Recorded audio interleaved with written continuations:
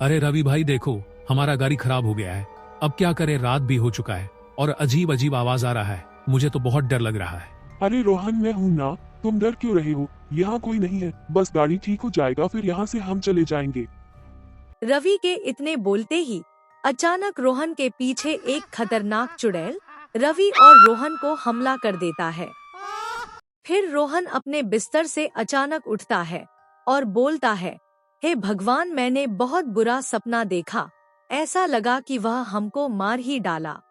एक समय पहले एक गांव में दो दोस्त रहता था। एक का नाम रवि और एक का नाम रोहन था। रोहन और रवि की बचपन की पक्की यारी थी। वह दोनों साथ में हमेशा घूमा करते। एक थोड़ा पढ़ा लिखा था और एक गरीबी के कारण पढ़ा लिखा नहीं था। लेकिन रोहन और रवि की दोस्ती हमेशा पक्की रहती है।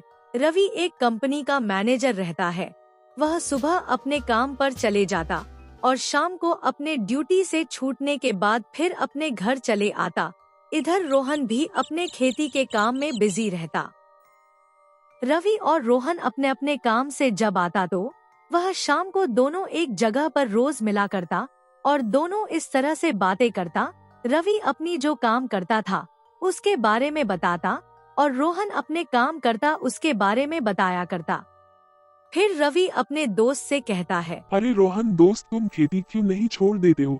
तुम मेरे साथ मेरे कंपनी में काम करो, मैं तुम्हें अच्छी सैलरी पर तुम्हें काम पर लगा दूंगा। अरे नहीं रवि दोस्त, मुझे खेती किसानी करना बहुत अच्छा लगता है, इसलिए मैं खेती किसानी ही करूंगा। फिर रवि रोहन को जॉब के बारे में कुछ नहीं बोलता है। फिर रवि बोलता है, तुम्हें कल मेरे साथ मेरे कंपनी में जाना होगा। और इस बार रोहन हाँ बोल देता है। फिर अगले दिन रवि और रोहन तैयार होकर अपने कंपनी की ओर निकल जाता है। फिर रवि अपने कंपनी पहुंच जाता है। रवि अपने सारे दोस्तों से रोहन को मिलाता है। फिर रोहन और रवि अपने ऑफिस के अंदर चले जाता है। फिर रवि बोलता है, रोहन, आज हम दोनों एक साथ हैं। काफी दिनों के बाद हम दोनों बाहर निकले हैं, तो आज थोड़ा लेट से घर जाएंगे, थोड़ा घूम फिर के इधर ही से जाएंगे। रोहन अपने दोस्त की बात को काट नहीं सकता, इसलिए वह हाँ बोलता है।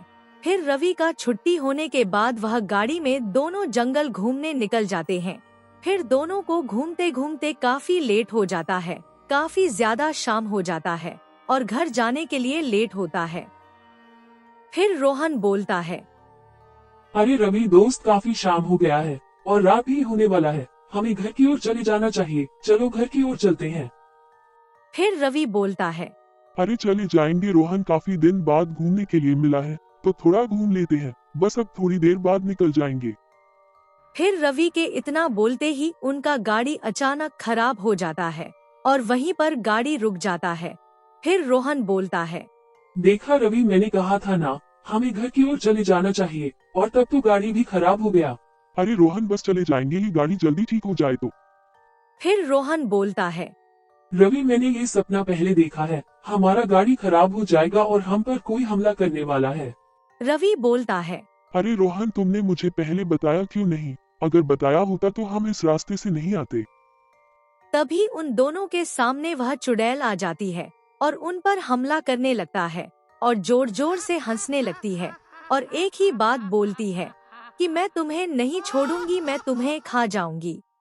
रवि और रोहन उस चुड़ैल से बोलता है, हमें मत मारो, हमें मत मारो, आखिर तुम कौन हो और हमें मारना क्यों चाहते हो? हमने तुम्हारा क्या बिगाड़ा है? प्लीज हमें छोड़ दो। लेकिन चुड़ैल उनकी बातें नहीं सुनता है और उस पर हमला कर देता है।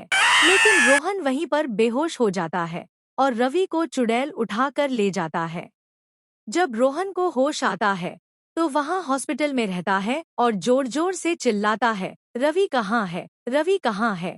फिर रोहन को रात की सारी बातें याद आता है और रोने लगता है और बोलता है, मुझे माफ करना रवि, मेरे दोस्त, तुम्हें मैं बचा नहीं पाया। और इस तरह से रोहन हमेशा शांत और खामोश रहता है और ऊपर की ओर देखकर हमेशा अपने रवि दोस्त को याद करते रहता है।